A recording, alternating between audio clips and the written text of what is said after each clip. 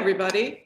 My name is Suzanne Shanahan here at the Kenan Institute for Ethics, and I'm delighted to welcome you to week 8 of Reimagining the World Together, How Friendship Matters for Our Future.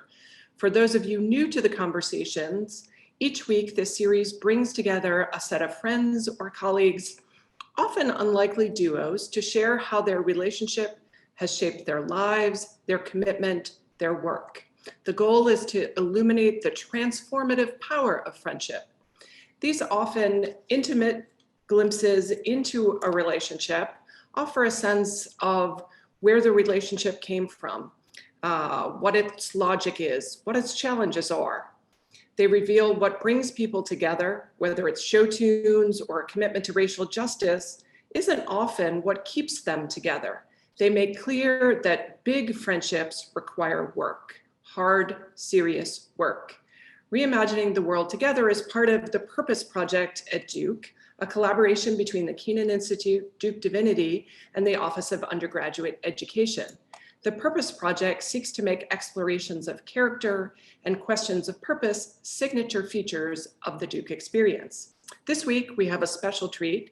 It's our very first pair of siblings. So certainly the question on where you met is not likely to be featured, but certainly others will. Today's conversation will be led by the fabulous Professor Anne-Maria Makhulu.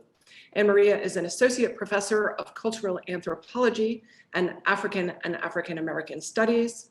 She is also core faculty and in innovation and entrepreneurship here at Duke.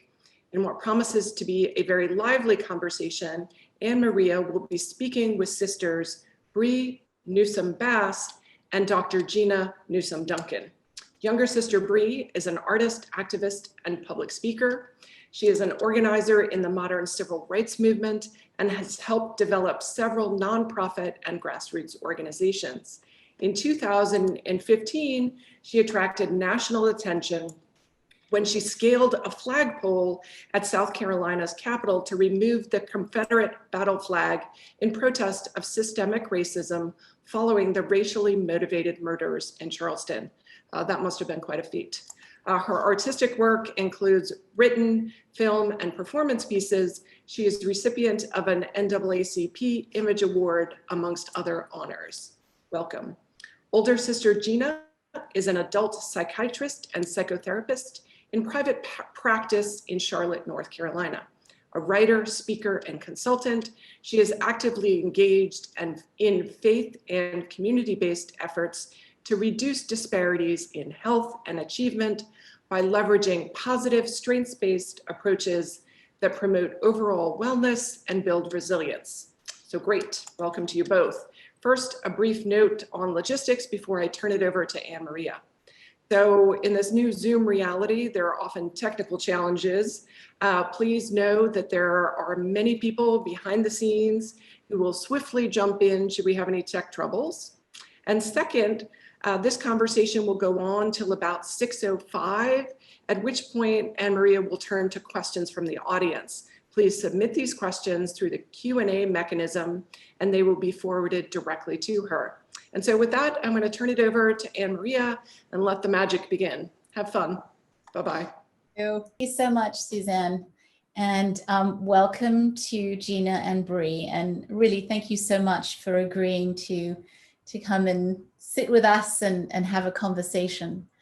So I just wanted to start with two basic questions. And the first one is to ask both of you to reflect on what you think sisterhood is, and perhaps along the way to provide our audience with a little sense of the age gap between you, without defining how old you are, of course, and just perhaps to think a little bit on whether that space between the two of you in terms of years or months makes a difference one way or another. So that's my first cluster of questions. Well, great. First of all, we're really glad to be here. I'm excited for this opportunity and this conversation. I guess I'll go first in terms of thinking about my definition of sisterhood. What immediately comes to my mind is being in a sisterhood means that you're connected by something that goes deeper So it's family bond, it could be faith, commitment to an organization or a movement, but there's something deeper and bigger than the both of you that connects you. That's how I would define sisterhood. How about you, Bree?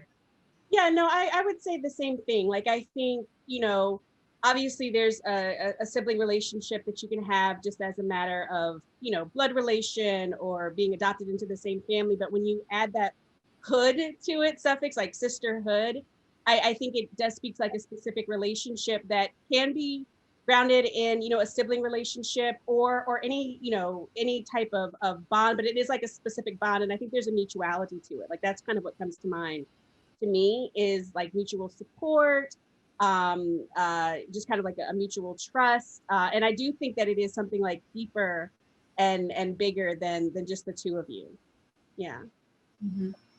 So perhaps I could ask then, since I did use the term sisterhood intentionally, but I'm also trying to get at this question of your being siblings.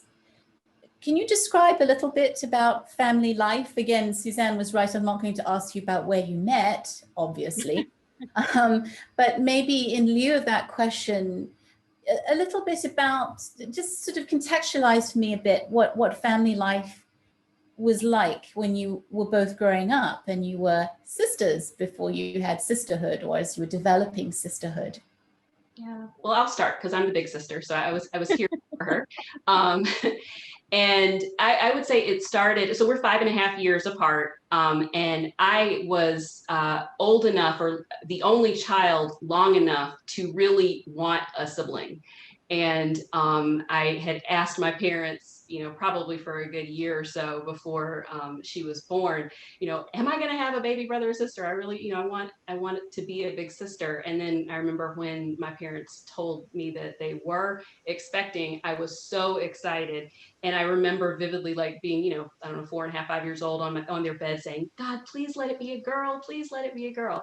So that was kind of the starting point. I have always, I love my sister. And, from the time that she was born, my parents actually helped let me be part of the naming process for her. And I think one of the neat things about our relationship that I think will be nice to kind of talk about and explore more here is how we've grown from that point, when I was 5.5 and she was a newborn. And during our growing up years, really saw myself as her big sister. This is my baby sister. I'm the big sister. I'm the one that, if she had a play date or whatever, I'm walking her to her play date and kind of the responsible one. And so I think growing up, because of that age difference, we weren't at the same stage when I was living at home. Our activities didn't compete with each other, which I think was also really nice too, because I was able to be there for anything that she was involved in, anything that I was involved in, musical theater and piano or whatever. She was there for those things. It didn't feel like we were competing in any way. And I think our parents also just really kind of fostered a great dynamic there. Yeah, I mean, obviously, I don't have memory of life without Gina. Gina was always there, and I do think that the age difference did matter in that way, because just everything Gina did just seemed so cool. I mean, Gina just seemed so much older. I just always remember trying to follow behind Gina and watching, whatever Gina did. And so Gina was my sister, but she was also kind of like another parent in a sort of way. I mean, in the exact way that she is kind of speaking to. And it has kind of been interesting, the age difference between us. Like, I remember there being a point where we were like both children and playing together. And then there was a point of adjustment for me where, I didn't quite understand why she wasn't a child anymore. Like, she didn't want to do, some of the same childhood things. And now, of course, we're both adults, and that age gap feels even narrower to me than it has at any point in our lives.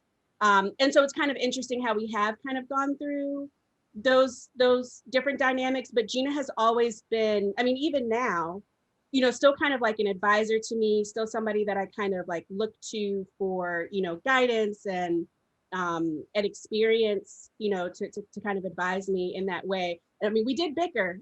we had we had, sibling squabbles like everybody else did. But I do think that the age difference between us made some difference because, like, for instance, we were never at the same school together.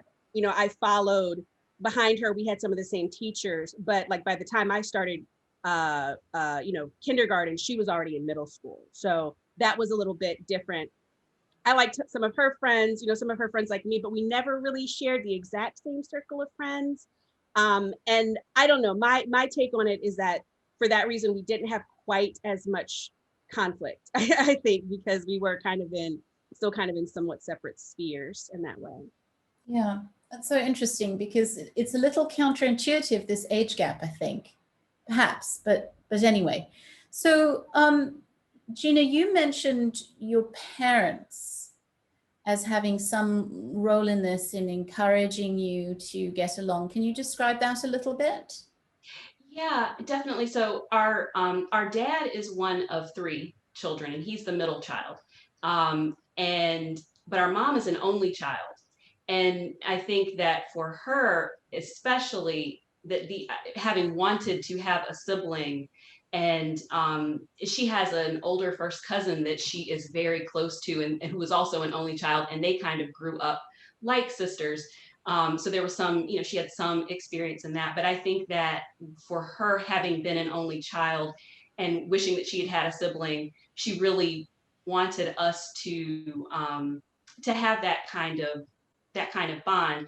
And I think that they were also just intentional too. And I think the age gap helped because, again, we weren't competing with each other in the same circle or sphere during our growing up years. In terms of our activities and other things like that. So I think that their ability to focus on each of us, and we each got to shine in the things that we were doing at that stage, and encouraging each of us to be supportive of the other one, kind of helped to facilitate that.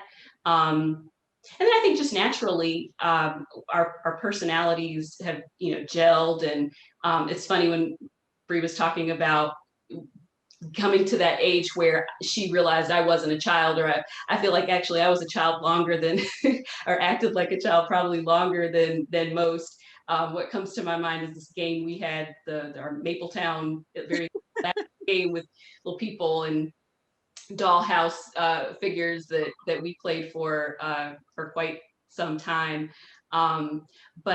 But yeah, I think that our personalities and our interests, and then just being the only 2 children in the house, also kind of naturally meant that we were going to kind of play together and develop that bond. So, Bree, let's transition a little bit and see if we can get from sisterhood or being siblings to friendship. Mm-hmm. How does that work? And how would you define friendship? And if not a definition, how are you both friends with one another? Yeah, I mean, I do think personality has something to do with it. Now, again, Gina and I are the only siblings in the household, so I don't really have a point of comparison. But I like Gina. Like she's somebody I get along with, and I do think some of that just kind of has to do with personality. We are alike in a lot of ways, but we're also different in ways. But even in the ways that we're different, I like that in her. Like, I really feel like even if Gina were not my sister, if I had met her at some other point in life, I think we would have still been friends because we just kind of get along. We have, similar interests, again, kind of similar personality types, kind of similar ways of looking at things. And so she's always been somebody that's kind of easy to talk to, about things in life and get along with in that way. And I mean, again, I think that some of that just is a matter of chance. I think it just kind of has to do with our personalities being what they are, and just kind of getting along in that way. Because I mean, I really do consider Gina like my best friend. She's not just my sister; she's really like my best friend. Interesting. So I'm just looking at you. I know I'm not supposed to do this, but I'm looking at your spaces where you are at the moment. And I think I heard you, Bree, say, oh, yes, we're very the same, but we're very different, actually. And I was wondering if you could comment on where the other person is positioned, just in terms of what we're all seeing. Does that say something about either one of you? Well, not entirely. So I am actually at my parents' right now. So this is not my background, but I can tell you, if you saw my background, it would actually look a lot like Gina's, where I have like some book, I would have some books on the shelf and like, a favorite object or something like that. It would probably look a lot like Gina's space, a little plant. So this is what you're seeing right here is actually more a reflection of my father behind me by happenstance. But yeah. I think though that the fact that I have the books in the background, that I chose this background to, comes from the fact that our father, that this is sort of, and the fact that if she were at her house, she would also be sitting behind a bookshelf with, the books that are kind of important or that are a reflection of your work in some way.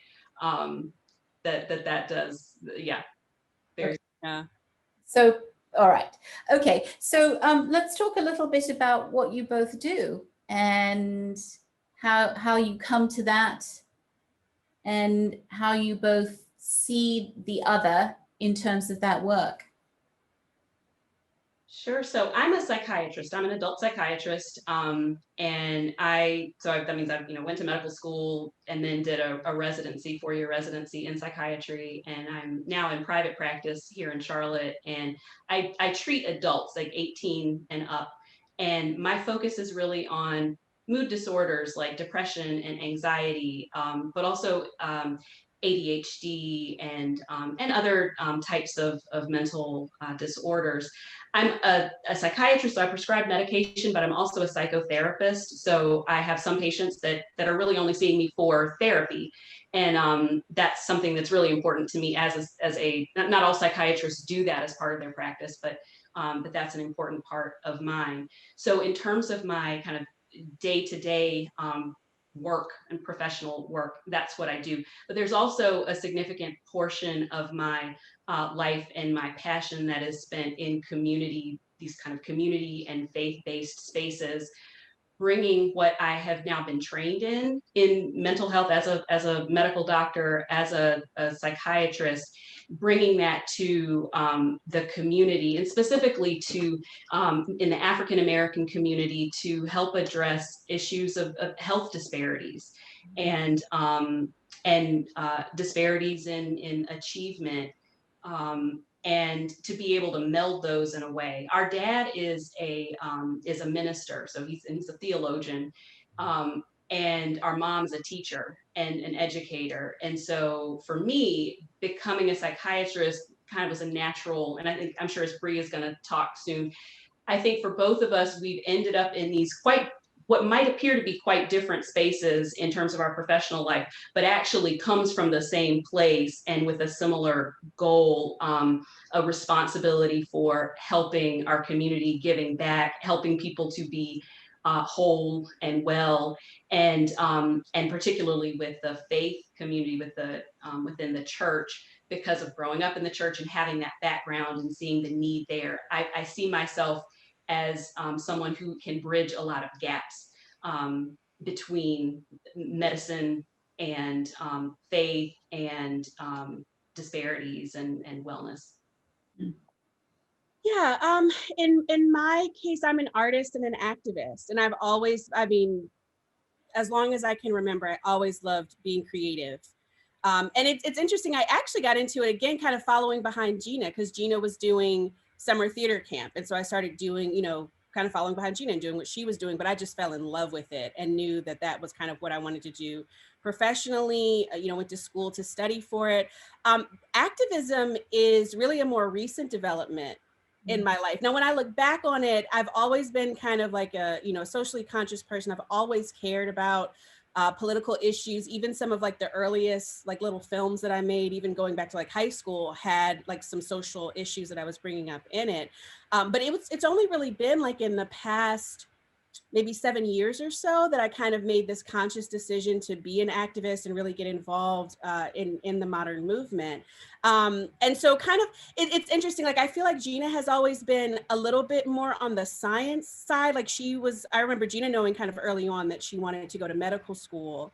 And I knew kind of early on that I wanted to go into the creative field, but I've always had an appreciation for the sciences, and Gina's always had an appreciation for, the creative arts, kind of in that way. So, and I think we're both kind of analytical. like in the way that we think. And Gina's right. Like, I think we have both been greatly influenced by our experience of, growing up with my father being a pastor, and my mother too. She was an educator growing up, and a lot of her work focused on disparities in education. So like the whole time I was growing up, I was kind of, in this environment where we're talking about issues of religion and justice, particularly as it relates to education. And so I think even as I was pursuing the arts, that has always really had a profound impact on me. And I think it still kind of shows up in the work that I do. It's funny because I am also the daughter of a minister and also started out in the arts and ended up, I suppose, well, probably closer to psychiatry than activist, and have also come to activism later. So this is a very big conversation. I'm curious about, can you both tell me what a conversation around the dinner table would look like, given what you've both said about, seems like the parents are actually quite important figures in your development and trajectories. But, let me take you back to, say, your, I don't know, 11 and 16, something like that, around the dinner table. What kind of conversation are you having? I'm thinking, okay, if it's around Christmas time, when I'm 16 and Bree's 11, then we were, obviously excited about Christmas and planning for, because our house was like the house where everybody gathered. So we're excited about that. But we're also talking about the Christmas Eve service that our dad started at our church, where we would, in fact, actually, when I was 16, I think that might have been the year that I performed for the Christmas Eve service. So I danced. They would always have a child in the community or in the church sort of featured as a solo performance. But the real emphasis on this Christmas Eve candlelight service was that everyone came to the service with wrapped gifts. So it's kind of like an angel tree, but people had selected ahead of time the names of children in the community. And our mom was instrumental in that, because they were often children that she was working with in the community centers who were in need. And the church community, not just our church, but the broader community, would come together and bring gifts. And then after service was over, we would actually go and deliver the gifts. And so thinking about, what would a conversation have been like around that time of year, it would have been about, again, us and what we wanted for Christmas and that sort of thing. But it would also have been like what we're doing to get ready for the candlelight Christmas Eve service, and sort of the, what all is going on with that. How about you, Brittany? What would you say? Yeah, it's really interesting to me, like, being an adult now and really being able to like reflect on how, because when you're growing up, you're just growing up in the environment you're growing up in. But I mean, I recall, like, on a regular, dinner table conversation, we were talking about current events. And it's really kind of significant to me to realize in retrospect how, as children, we were invited to participate in these conversations around, like, what's going on in politics, what's going on in religion. Obviously my dad had, books all throughout the house on like every kind of religion. He was talking about these kinds of things all the time. And we would really be invited as children, not just by our parents, but I remember, like, in larger family gatherings, like when adults were having conversation, as children, we were actually invited to like participate, in the conversation. They would ask us, like, what do you think about it? Or, what is your insight on it? And I'm really grateful for that, because I think that did really instill a certain confidence in me about having an opinion, expressing an opinion, and not in a disrespectful way, not, like, obviously they did respect, certain boundaries and things between adults and children, but just the fact that they were really trying to raise us to be, engaged and thoughtful about what was going on around us. It might be like 6:30 in the evening when we're eating and the evening news is on, we're going to talk about what's going on. My parents are giving their opinions on, what's happening, and we were allowed to kind of participate in that. Yeah, the word intentional comes to mind for me with our parents. Like, they were very, and still as grandparents, they are very intentional in the way that they approach things, and the big picture that I think they saw that they wanted to have as a, the outcome of our kind of growing up. Mhm. Yeah. Again, this is so interesting. So just a little context, I grew up on the northern side of the border between Botswana and South Africa during the anti-apartheid struggles. And so at about the age you're describing, well, first of all, there are a lot of people passing through the house who were on their way to do something or other. And then there were a lot of these very adult conversations into which we were encouraged to contribute. And so that, yeah, it also seemed to be about, you know, you live in the world, and so you should have commitments in the world, really, you know, even as children. So, I mean, it sounds as if family, siblingness or siblinghood and sisterhood and now friendship as adults has a connection to commitments and values in the world, right? Can I ask you about one value? I'm curious about how you see faith, whether you experience faith, both of you, or you experience it differently from one another. Bree. Yeah, sure. I was probably letting Gina go first with everything, but I certainly can. Yes, faith is a profound part of my life. It's again, in retrospect, thinking about how I was brought up, what's interesting to reflect on is that my father was the pastor of a church. He was, you know, dean of a divinity school. But I don't remember my father forcing religion on me in any type of way. It really was kind of like I was invited to ask questions. I was invited to, you know, have discussion. And I think that also was an intentional kind of choice on my father's part. And so I've really kind of been on my own personal, you know, faith journey. I have studied other faiths. I studied Buddhism at one point in time. And now I since like 2012 particularly, I really kind of came back to a point of like reaffirming my faith as a Christian.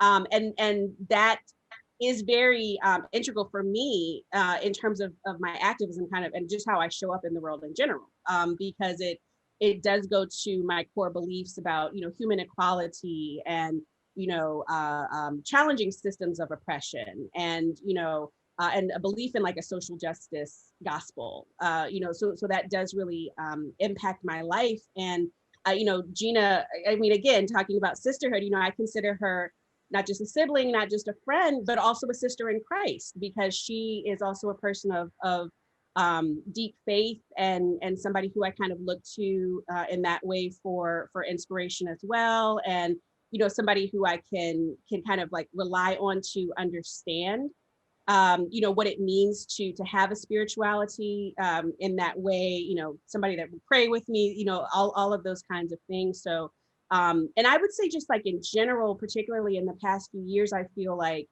faith has become even a stronger part of our relationship and bond, because I remember a point in time when like Gina was very active in church and you know, in her spiritual practice. I wasn't quite so much the same. And now I think because of the kind of like experience that I have gone through and transformation I have gone through, that has become a more central part of our relationship as well. Yeah, I would echo what Bree said in terms of even though we grew up as the, you know, preacher's kids, that it wasn't forced on us in a way. And actually, I know it was intentional because Daddy said one time that they did that intentionally, so that we could find our way. And I would say similar to me, similar to what Bree said. I've always identified myself as Christian. It's always been very important to me. I think that the moving from the religious to the deeply spiritual, personal walk with God is something that I have grown into more and more, particularly in the last 10 years. So, you know, again, believing has been there, but then just coming to having had a spiritual transformation in the last 10 years. And I think that I started sort of on that journey maybe a couple of years before Bree did. And so honestly, when it comes to our faith, I mean, as she said, in terms of being best friends, definitely being sisters in Christ, I can say that, you know, Bree knows me and understands me spiritually better than anyone else. And my spirituality is the most important aspect of my life. I mean, there are many aspects of me that are very important to me, but in terms of how I see myself, my purpose, that very deep sense, she and I think we understand one another, and I have grown as a result of her. And at some point, if we talk about where the roles have started to shift in terms of friendship, I was the big sister and felt myself in that role, I'd say, until about the time that she got to college and I was in grad school. And then the age gap kind of started to shrink and then shrink. And now there are so many ways in which I admire and look up to, I admire her in all ways, but look up to her in, in so many ways, because I see her doing things that, maybe I would have wanted to do, but didn't have the courage to step out and do. But so in terms of faith and spirituality, that's something where I really tap into her as well. And she's helped me to grow in that way. This is also interesting. I really believe that all projects are ultimately biographical, even if you can't quite thread the needle in the first instance, in terms of, what's that connection? But now this conversation about faith has me thinking about both of your, if you will, professional occupations as having a direct line back to your faith and your spiritual investments. I mean, being a psychiatrist and a psychotherapist is in a way can be analogized to the role of the priesthood, of counseling others, right? Listening, deep listening, and so on. And then engaging in forms of activism for social justice also. So these are very interesting things to hear about. So without, getting too personal, can you both talk to me a little bit about a moment when you are maintaining your friendship and your sisterhood and siblingness with one another through faith? I mean, the thing that jumps to the front of my mind was like when I took the flag down, and I mean, which was, not only an act of civil disobedience, but also really an act of faith on my part. I mean, I really did feel a spiritual calling in that moment to make that statement. And having Gina there to, kind of affirm that for me and, and pray with her. She didn't know ahead of time. I mean, nobody in my family knew ahead of time that I was going to do that. But Gina was actually the person that came to get me out of jail that day. And has just really been, a support for me kind of through that, because I mean, as much as we, talk about doing the work and stuff, that stuff can still be spiritually taxing. And I'm sure the same is true for Gina too, and I'm sure it's true for people in the priesthood, like anybody who provides counseling and support to people. I mean, you are pouring a lot into other people, and you also have to make sure that you have a support system for yourself, because it can be very draining. And so Gina has kind of been, for me in that way, a strong spiritual support in terms of, supporting me and helping me to stay encouraged, sending me verses, helping me, stay committed and believing that, there is a purpose in my work, and that there is a spiritual purpose to my work. She has been very helpful for me in that. Yeah, I would say likewise, that comes to mind. The backdrop before, I didn't know that she was going to take the flag down, had no clue, but I sensed, I think because of our connection, I sensed that there was something up, that there was something going on. And a few weeks before that, she had asked me to pray with her. And so it's those kind of things that when you look back, I mean, I think you called me one time in the middle of the night, and I went into my closet so we could pray together. This was leading up to the flag action. And then months before that feeling of us at Easter, when we felt like we just felt this kind of pull and calling to drive to a church that our great grandfather founded just before the Civil War. And he and his our great-great-grandmother were enslaved, and in the Sumter, South Carolina area. And we felt kind of led to drive to the church where he had founded that church, and to pray together. And that was sort of leading up months before the actual flag action took place. So when it happened, and I was terrified as her sister. I was terrified for her. As her friend, I was scared, but I was also in awe and so proud of her. And then, but as her sister in Christ, I knew that this, that I felt that spiritually, and that's why she's been a source of inspiration for me as well. And I wanted to be able to support her too. Mm-hmm. So this is a sort of, it's a big question that expands outward some, which is, given all the things that we've talked about so far, how do you imagine the future? And I mean this for yourselves together, in terms of our world in a moment of crisis, right? So all of these questions of support, mutual support, but commitment. I've heard you both say a couple of times, oh, that was absolutely intentional, or there was purpose behind this. I think these were two words that you both used. How would you describe the world that you either imagine or you hope for in this moment moving forward? How would we describe the world that we either imagined or hoped for in this moment moving forward?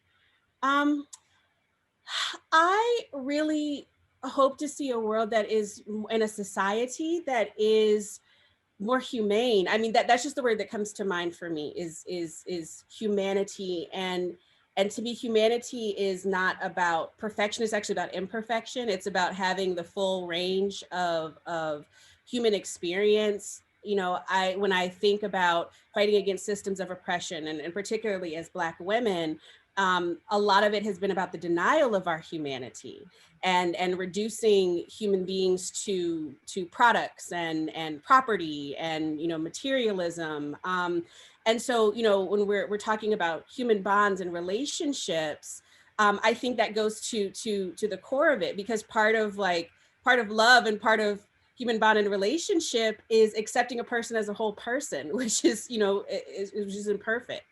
So I think this is an interesting era that we're going through right now. I personally do not think that there is any going backwards. Like you hear some people talking about, when will we get back to normal? I think that is over. It doesn't necessarily mean that what's on the other side of it is better. I hope that it can be better, but I don't think that we're going back to what we had before. And I think that the greatest hope for this moment is that it allows for that kind of transformation to happen. Like, for instance, I have so many meetings throughout the day. And, we're so used to seeing somebody, hey, how are you doing? Oh, I'm fine, Bob, And now we've kind of gotten to a point where folks are like, no, really, how are you? Because so many people are going through so many things that it's the typical motions of professionalism and, business demeanor are not sufficient for the moment. And so I'm kind of hoping that on the other side of this, we come out of it with a deeper understanding of what it means to be human and to value that in ourselves and everyone else, and then allow that to inform how we organize everything else in the society. That would be my hope. Yeah, I would completely agree with that. And I would say that, so for me, when I think about how my faith informs my work as a psychiatrist, I don't talk about faith necessarily specifically in a session unless a patient wants to do that. I have many patients who do, but I have many who don't, and who are of different faiths or not spiritual. But I believe, because of my orientation, I believe everybody has a purpose. Everybody has worth. Everyone has value as a whole person, flaws and all. And I agree with what Bree was saying just now about the fact that with this pandemic is really kind of breaking down these walls that we've tried to construct around, having things appear to be perfect. and not being able to be vulnerable and actually say how you're really feeling, and the recognition. And I know this as a psychiatrist because I get to talk to people about their lives. I know that a lot of what you see on the outside is not, doesn't tell you about what's going on the inside. I hope that as a result of the pandemic, as a result of the other unrest that's going on right now, that we are headed for a place where people can be more empowered to be fully who they are. Because when we operate from that point, and we're able to love ourselves and look at others and love one another, it will help us to have the kind of society that we need, and to recognize the value of everyone. But people have to be able to recognize that value in themselves and kind of proclaim that they have worth. It's it almost as if you gave the same response. I mean, you said it differently, but you basically gave a very, very similar response. So this is on a much more banal note, but in the midst of the pandemic, are you able to see each other at the moment, or are you podding separately, or how's that working? I'm very interested in the ways that people have been thinking about what family might mean, right? Pod obviously could be family, but it could be something else. And that people are making very interesting ethical decisions about how to be together, who to be together with, oftentimes, of course, for the benefit of children. What about the two of you? So we have not seen each other in person since your birthday, right? That's right. Yeah. So in May. And when we did a backyard kind of surprise birthday party for her at my parents' house. But because she is at my parents' house right now for the first time in months, I am excited because probably when this is over, I'm going to go actually get to see her from a distance in person. We've taken, as a family, we've taken the pandemic and the precautions and protocols really seriously, because of our grandmother is 94 years old, and our mother is the caretaker for our grandmother. And so we kind of, before things even started to shut down as a family, we talked about, okay, we're going to need to begin to practice social distancing because we need to make sure that grandma is okay. And but that doesn't mean that we haven't been able to get together and still find ways to make it work. But yeah, and it's hard. Yeah, no, it is. Because we haven't physically been together since May, have we? Yeah, it's funny. I mean, I'm grateful for technology because that does still allow us to have like some some connectivity. And I mean, we were good about talking on the phone like regularly anyway, like before the pandemic happened. So we've kind of made the best of things. But I mean, obviously our safety is first and foremost. Like I will forego months of it having the same typical kind of in-person contact if we can all be safe and get through the pandemic. Yeah. My husband is a scientist, and so he is very, very specific about making sure that we are doing everything that we can to stay safe and to keep our family safe. And as Bree said, I would rather talk to you from a distance, talk to you by Zoom for months, but know that you're safe than to try to come together and act like things are pre-COVID and risk us getting sick. Mm-hmm. So I think I'm going to turn to some questions from our audience. So let's see. All right, let me start with this one. This actually has to do with, Bree, you're taking down the Confederate flag. Bree said that taking down the flag was an act of civil disobedience, but also spiritual and an act of faith.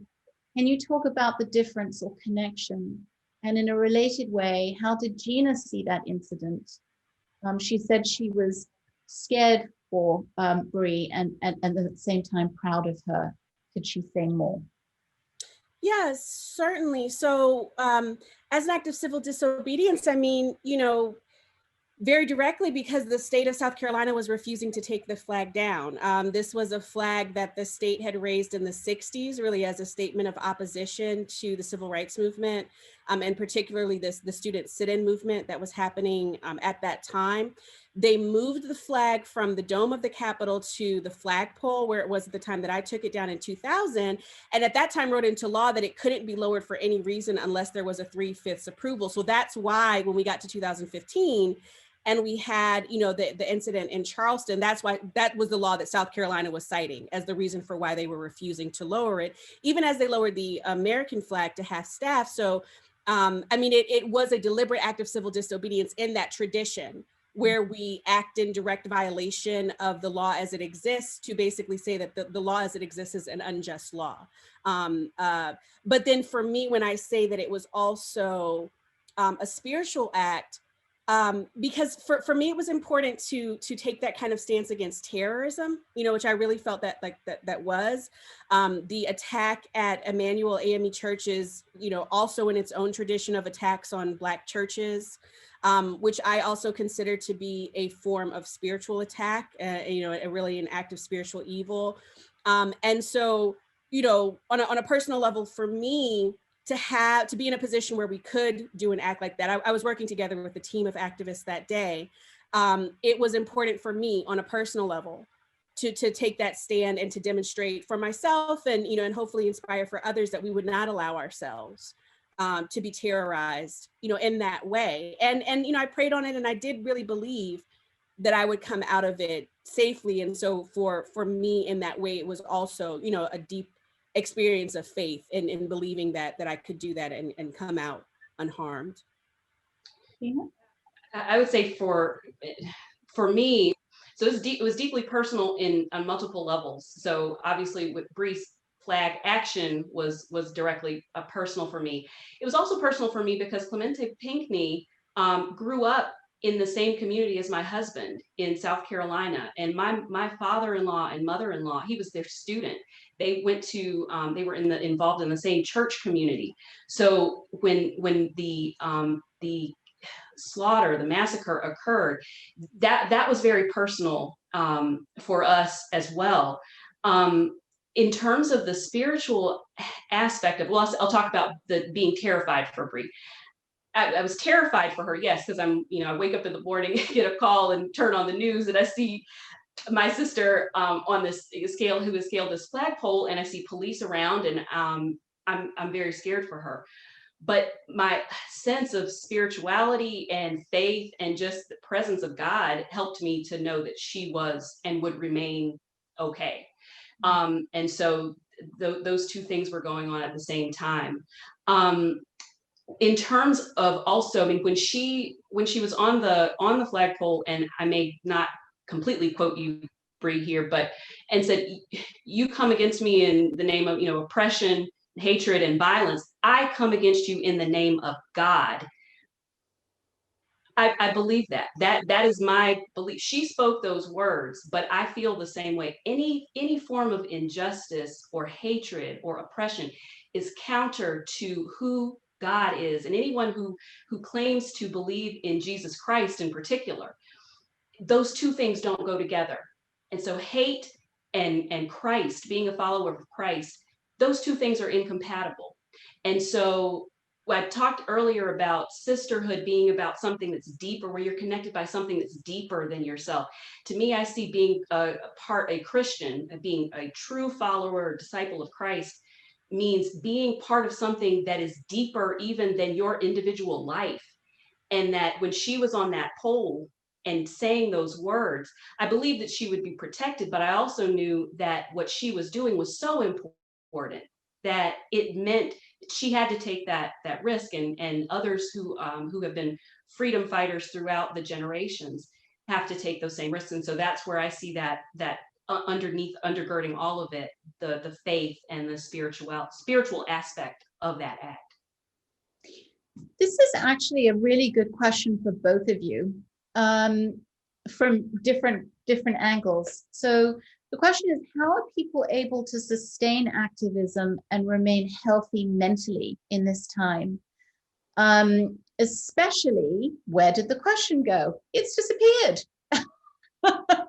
Well, okay, that part of the question, which is about activism and mental health. It's funny if I can jump in first, because this is a conversation that we've actually had over the years, and that I'm having with patients, people who are either were somehow involved in activism prior to the last 6 months or so, and those who are newly involved in or engaged in activism because of our current system, our current state of affairs. But as a mental health professional, I think it's really important to pace yourself and to recognize where you have where your strengths are, and know where your limits are, and know when you need to take a break. And this is not a sprint; it's a marathon. So that means you have to give yourself periods of rest and times to dial out and recharge.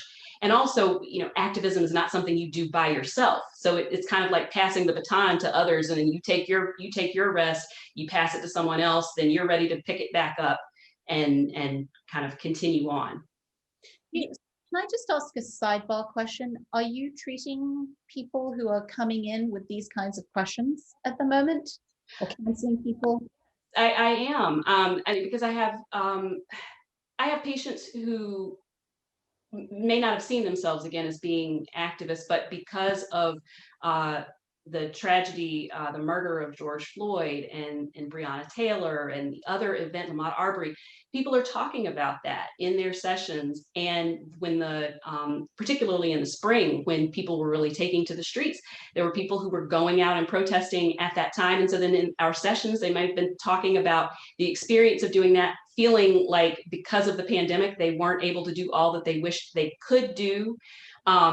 And then balancing their safety with that role. So yes, I'm talking with people about that. Bree? Yeah, I mean, I would just echo everything that Gina said. And I mean, practically, it looks like working in community with other people. It looks like recognizing that you are one person and making peace with, what you can do as one person, recognizing that there are many other people working as well. And so you can take rest, you can take breaks. And it's okay to do that. Again, going back to being a human being, like you can't continually show up for the fight if you burn yourself out.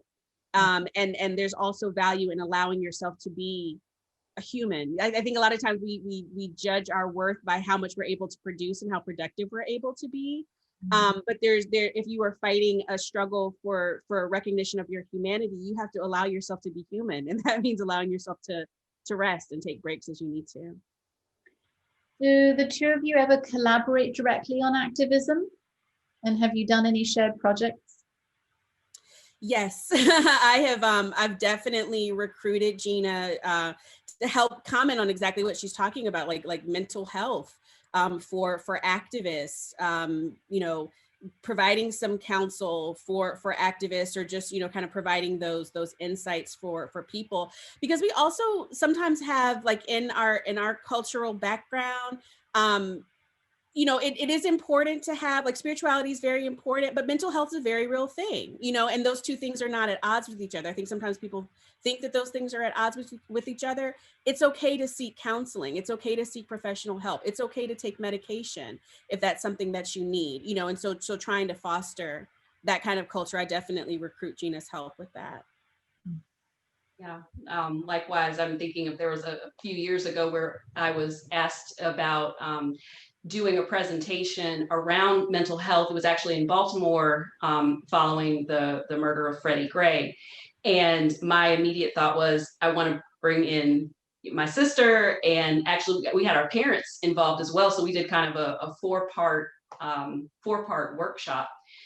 So any opportunities to collaborate, I think, because we have a similar sense of purpose, but these different takes, I think it enriches things when we can work together. Plus, I like her. I love her. I like her. And so we have fun together. And so it's exciting and fun to have opportunities to do things together.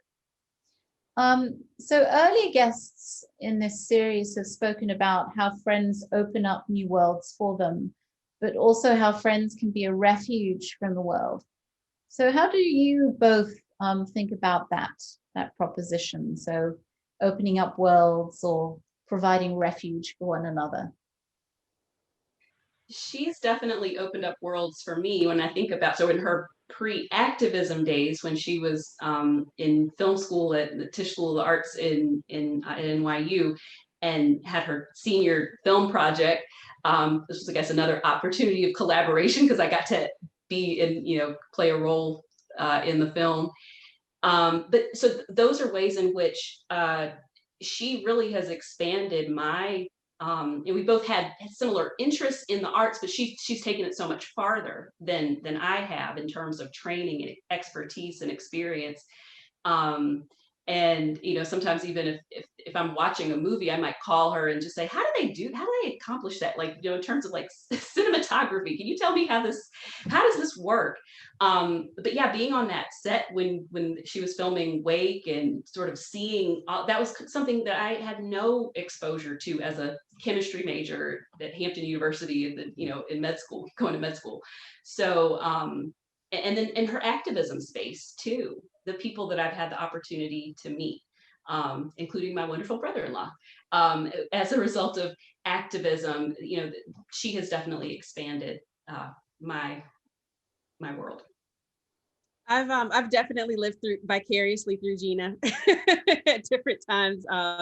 Because she, I remember when she was at Hampton University and I was in middle school and then high school, and I just loved to like walk around on campus and pretend like I was, at this awesome HBCU. And, so I did end up going to an HBCU myself, but still felt like I kind of got, a good bit of that experience, like through her years there. And that was great. And then, of course, I value and I have benefited from Gina going through things ahead of me. So I'm always like kind of able to like, look to her for guidance and experience on that. And then as refuge, I mean, we just have fun together. Like Gina's much more extroverted than I am. And I kind of like that in a way, because it's like, when I do feel like being extroverted, I know that Gina's somebody who I can, go do something with. Like, pre-pandemic, if I wanted to go shopping, Gina would definitely be somebody who would at any point in time is going to be ready to go out and do something, social and fun and out and about. So I would say that, so I'm extroverted. I'm an extroverted introvert. I actually have to push myself to be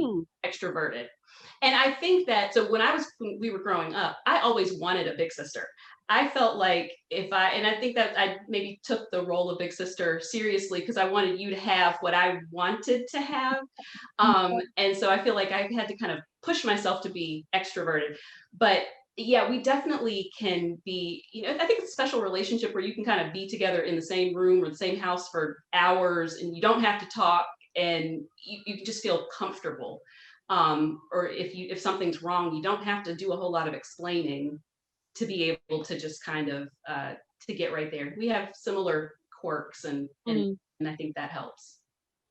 I think that's quite insightful, that business of being an extroverted introvert. I think that's what you said, right? I also thinking of my own father, that that's something that perhaps is quite consistent with being a cleric, because you have to be contemplative, but you're also dealing with a flock. So you have to be both. I thought you were going to say the opposite though, and I thought that Bree would be the one who would say, oh yeah, I'm an extrovert. I go climbing up flagpoles.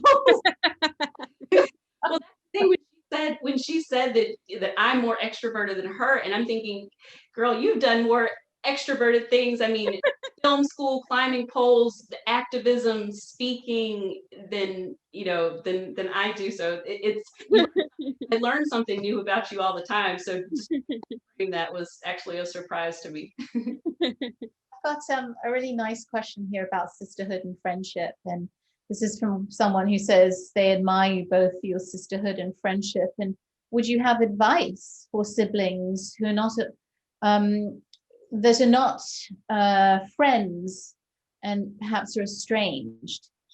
I speak from the position of someone who's not close at all with my sister. You don't have to stay friends with someone you have nothing in common with or do not like, but you don't get to choose your family. Should siblings try to maintain a relationship even amidst deep disagreements about how to live simply because they are related? I mean, oh, you could go ahead, Gina. Well, I'll say this, and then maybe you can come back to me. That is probably one of the, again, because of the work that I do, I talk to a lot of people who have that very same issue, and I will say that that is one of the deepest hurts that I see in patients that I work with, where there is a fractured sibling relationship and parental relationships, obviously, as well. But I think that that can be some of the most painful experiences that people have. But the thing that I really admire in all of my patients who've had those situations is that they don't give up on their siblings. There's they continue to try to find ways to make it work in some ways. And I know sometimes people have situations where it's really a toxic relationship and really hard. But the love that's there, that the desire to have that relationship, I think is so strong for people. I definitely would encourage people to work at it. I'm obviously a big proponent of therapy, so I see that as being one of those opportunities where doing some individual work, individual therapy, and then maybe some family counseling together can be a good way of trying to heal or repair a relationship where there's been a fracture. Yeah, I mean, Gina can obviously speak more from perspective of expertise on that than I can, just as somebody who counsels people on relationships. I mean, I personally put a lot of value into family relationships and extended family relationships. And so even when I have conflict with people, I do make an effort to maintain peace. I also think, well, one, like what Gina was speaking to, I don't think anyone is obligated to maintain a toxic relationship. And I think there's a lot of value in learning how to put up boundaries when you need to. I think that's a very healthy thing to do. And I think there's also, it's okay to accept a relationship for what it is. Like when I was saying with Gina, I think a lot of our getting along has to do with our personality types. It's possible that if we had another sibling or two, that all the relationships wouldn't be exactly the same. And that's okay. I've seen folks where they're not as close with their sibling, but they have a friend who's very close to them and kind of like fills that space. And that's okay too. So I think it's kind of like a thing that you have to decide on personally. It's not a deficiency. I think personality types are very real, and how personalities get along is a very real thing. Yeah. I would definitely echo that. I think that that's part of, as we've said, part of the magic, I guess, or key to our relationship is that even if we weren't sisters, we would be friends because our personalities gel in a way that's that just works. And it's hard to try to force that if that's not there. This is another really good question. Maybe for you first, Bree. This person says or asks, I'm so moved by your witnesses as people of faith. Sometimes, though, it feels like people working in the progressive activism space shy away from the language of faith. Why do you think that is? Wow, that's a really good question. So I think that in our society in particular, for a lot of different reasons, I mean, that could be a whole other 2-hour-long conversation. There's just a lot of association with Christianity in particular as being conservative, and the progressive Christian space kind of flies under the radar a lot of times. It's not really acknowledged. And I remember when I became involved in activism, I often felt like there was like the Christian space I would see that was not talking a lot about social justice, which bothered me. And then there would be like the social justice space, which for a lot of understandable reasons had some distrust of church and religious spaces, and so I would often kind of feel in between those two spaces. And I do think that it is incumbent upon particularly the progressive church and folks who do kind of believe in a social justice gospel to make that more visible, to not allow the idea of, Christianity or faith to be so narrowly defined as being, something that is only exists among conservatives or Republicans or a particular political ideology. And so that's kind of why, there was a point at which I would be kind of shy in that regard as well. But I without beating people over the head with it, I do try to, state very clearly, like, yes, I mean, my faith informs like why I show up in this space, and if you would like to know more about that, or, I'm certainly willing to talk with you about that, because I think it's a shame, quite frankly, for the church to be viewed as an oppressive force and not to be seen as a place of refuge for the most disenfranchised among us. I remember when I was in residency and was talking with a friend in church and realized that there were some political differences between us. And she said, as I was describing, what my politics, and she said, oh, so you're like a social justice Christian. And that struck me so oddly. I'm thinking, what other kind of Christian is there? What other kind of Christian is there? There's no narrow definition. Well, maybe there is, but it's a very broad one. Love the Lord God yourself. Love the Lord God with all your heart, with all your mind, and love your neighbor as yourself. And on these two commandments hang all the law and the prophets. I don't see how you take pieces away from that. That's the whole thing.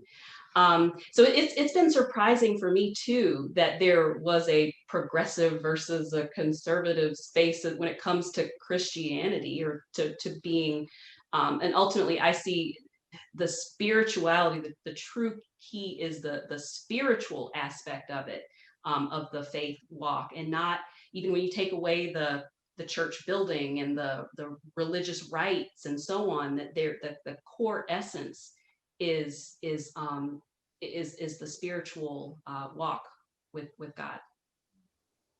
So I'm wondering, since you two are so tight with each other, is there space for other people to be friends with you? Do you have other friends? Yes, absolutely, yes. And that's the thing too, kind of going back to your original question, like I have friends who I consider sisters, who are not, biologically related to me at all, but it's a particular kind of sisterhood. And Gina will frequently have friends, and I will claim her friends as well, because she has great friends too. So it has frequently been the case that whoever Gina becomes friends with, I try to become friends with too. I think that's one of the nice things about the fact that we are friends, but we're sisters. That means that, I mean, there are times when we've had periods where we weren't texting each other every day, but I always know she's there. Mm-hmm. And so I don't feel like my friendships, and I do have some really amazing, wonderful friendships with other women who I call sisters, and who've kind of even been kind of brought into our family fold. But I don't feel that competes with what Bree and I share. And there's a relief in that. I'm not having to, there's no competition there.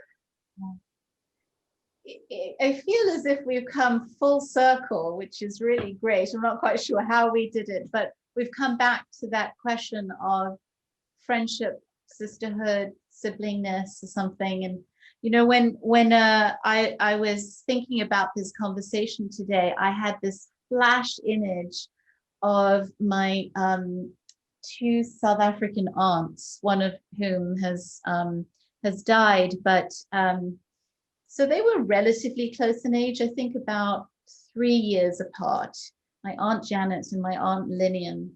And the image I have of them, I always remember this about them, is that whenever they were together, they always used to hold hands.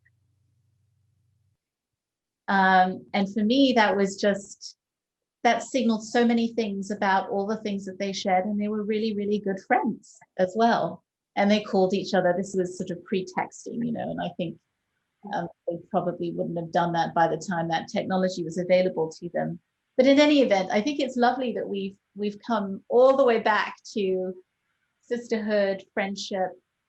The two things seem to so merge with one another, certainly for the two of you. And it's been really, really a pleasure to get to know you a little bit and to chat with you. And have you answer some questions that I have and the audience have. So thank you to both of you, really. We're very grateful.